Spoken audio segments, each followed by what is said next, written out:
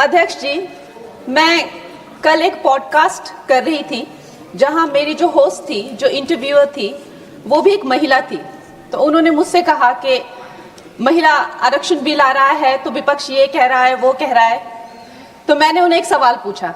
मैंने कहा, आप अपने दिल पर हाथ रख के कहिए, in the history of mankind, in the history of womankind, in the history of the world, क्या कभी भी महिलाओं को ये प्रिविलेज मिला है?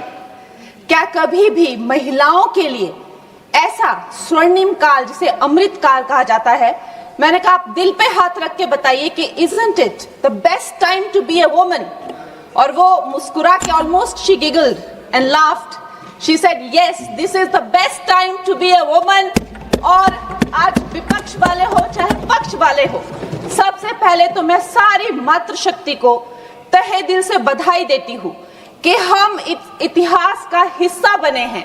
जो आज तक महिलाओं की एक इमेज रही है, सब महिलाओं ने बात रखी अपनी। चाहे हम लोग आज भी हर दिन पेपर में पढ़ते हैं, बेटियों को जहर देके मार दिया गया, चाहे हम हर एक महिला के दिल में एक दर्द है अध्यक्ष महोदय।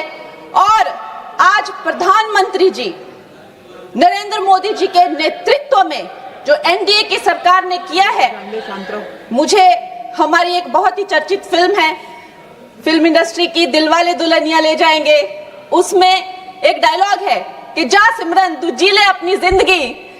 तो आज हमारी सरकार ने इस भारतवर्ष की बेटियों को कहा है, महिलाओं को कहा है, सारे पिंजरे टूट गए हैं, सारी दीवारें टूट गई है, जाओ बेटियों तुम जी लो अपनी जिंदगी। हम महिलाओं के लिए ये बहुत बड़ी बात है। मैं सारी महिलाओं को, यहाँ बैठी हुई सारी मेरी बहनों को बहुत बहुत बधाई देती हूँ। अध्यक्ष महोदय, भारत की बेटी वैदिक काल में जब दृष्टा बनी, दर्शनी बनी, विदुषी बनी, तो वो गार्गी और मैत्री बनी। मध्यकाल में जब वो लड़ी, उसने नेतृत्व किया, वो रानी लक्ष्मीबाई बनी, वो अबक्का बनी। अध्यात्म में जब भारत की बेटी ने परचम उठाया, परचम पाया, तो वो मीराबाई बनी, अक्का महादेवी बनी। आज भी हमारे भारत की बेटियां जो है हर क्षेत्र में, चाहे वो डिफेंस हो, चाहे वो स्पोर्ट्स हो, फिल्म इंडस्ट्री हो, चाहे वो मंगल मिशन हो, कोई भी ऐसा क्षेत्र नहीं है जिसमें वो भारत का नाम ऊंचा नहीं कर रही हो।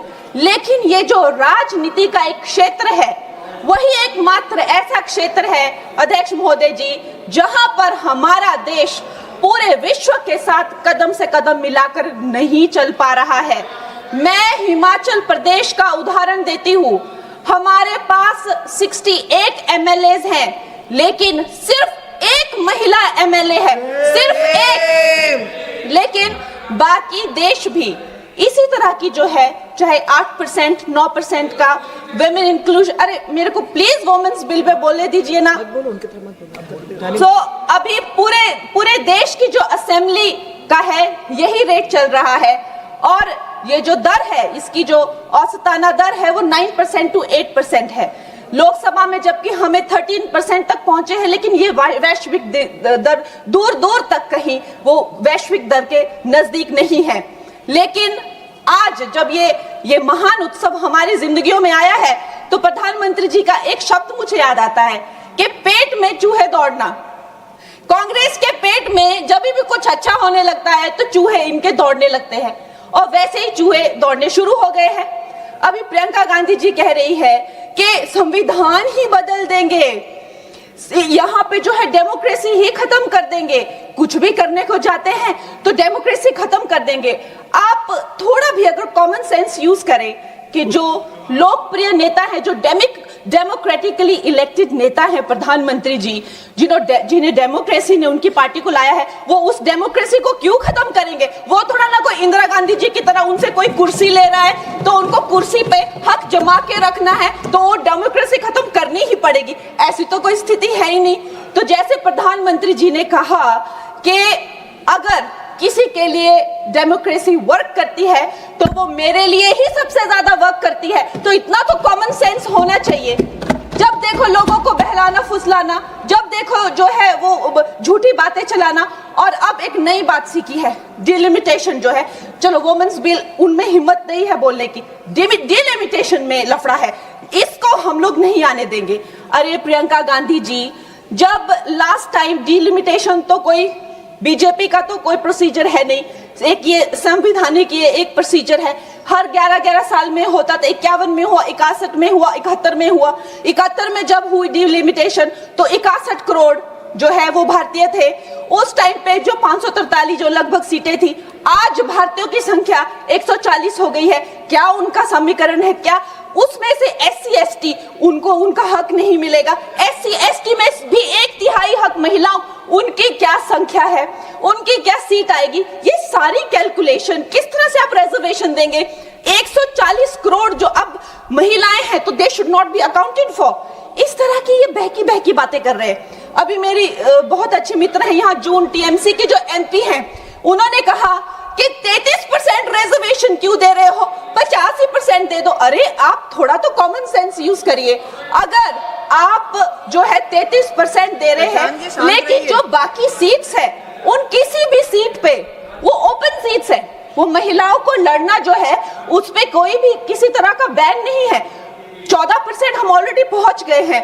तो जून जी, मैं आपको ये कहना चाहूंगी कि लगभग 50% से ज्यादा महिलाओं का पार्टिसिपेशन होगा इस महिला बिल के बाद।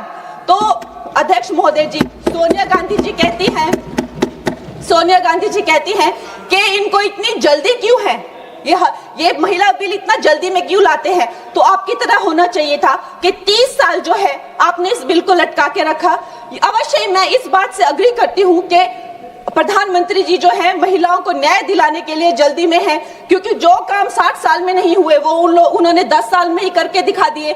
चाहे वो करोड़ों मकान पक्के किए हो, चाहे वो गैस सिलेंडर दिए हो, चाहे वो महिला को डिफेंस में लाना हो, चाहे वो गर्भवती महिलाओं को 12 वीक से लेकर 26 वीक की हॉलीडे हो, न जाने कितनी योजना, लखपति दीदी, ड्रोन दीदी, सेल्फ हेल्प ग्रुप्स, अगर मैं बोलने लगूं तो यहाँ बहुत वक्त चला जाए। लेकिन एक बात पक्की है कि वो एक जल्दी में है, महिलाओं को न्याय दिलाने की जल्दी। और ये जल्दी अब की नहीं है, ये जल्दी जब से वो हेड ऑफ गवर्नेंस बने हैं तब से है। गुजरात में भी बाकी स्टेट्स की तरह गुजरात जब वो चीफ मिनिस्टर बने तो एक फीमेल फिटिसाइड का जो एक प्रैक्टिस थी उसकी चपेट में था। उस टाइम उन्होंने, देखिए रूल हर जगह होते हैं, लेकिन एक लीडर की संवेदनशीलता देखिए, वहां पे उन्होंने एक जन को नुक्कड़ नाटक करने के लिए, जहां पे एक भ्रूण जो है वो माता से बात करता है कि माँ मैं जीना चाहती हूँ, कि माँ मैं आपकी तरह बनना चाहती हूँ, मैं भी कुछ अच्छा करूंगी, उससे करके लोगों में जो संवेदनशीलता आई, जो आत्मीयता आई, जो एक गर्ल चाइल्ड के लिए उनके मन में एक भाव उठा,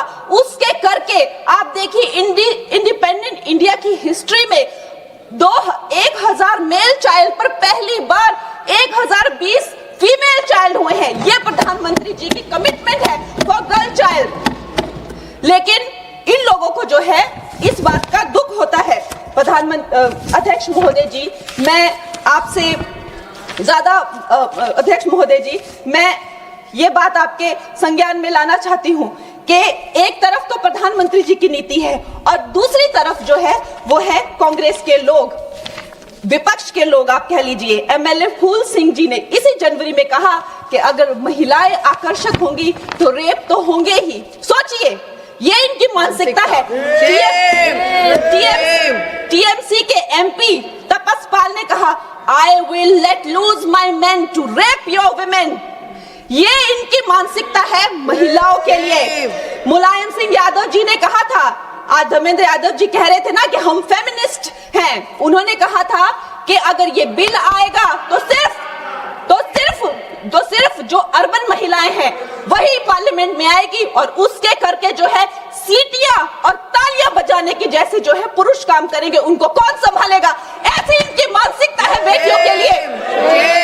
अध्यक्ष महोदय जी, जब मुझे टिकट 2024 में जब मुझे टिकट मिला था तो मेरा एक फोटो लगाकर उसके नीचे कांग्रेस के प्रवक्ता ने लिखा था कि मंडी में क्या भाव चल रहा है।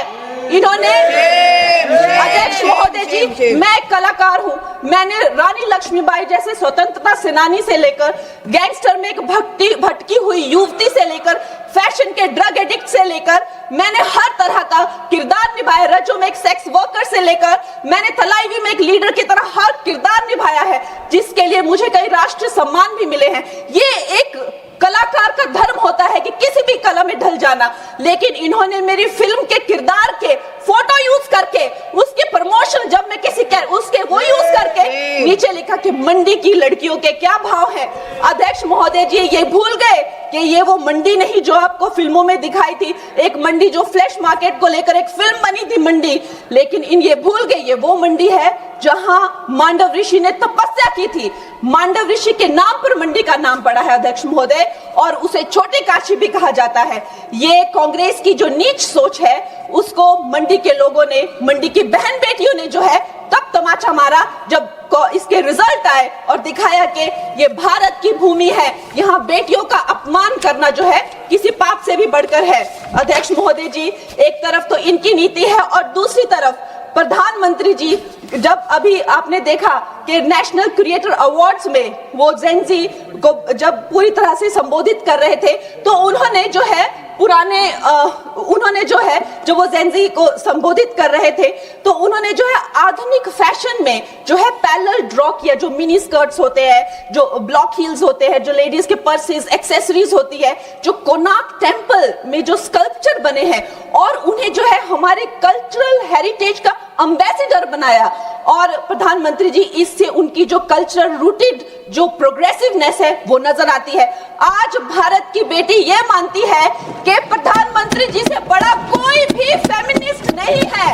He is the only flag bearer of feminism। और ये भारत की बेटियां जो है सदा उनकी आभारी रहेगी, जो उन्होंने भारत की महिला शक्ति में, मातृशक्ति में विश्वास दिखाया है, उसके लिए हम सदा आभारी रहेंगे। मैं अपनी पार्टी को बधाई देती हूं और साथ ही सब महिलाओं को धन्यवाद।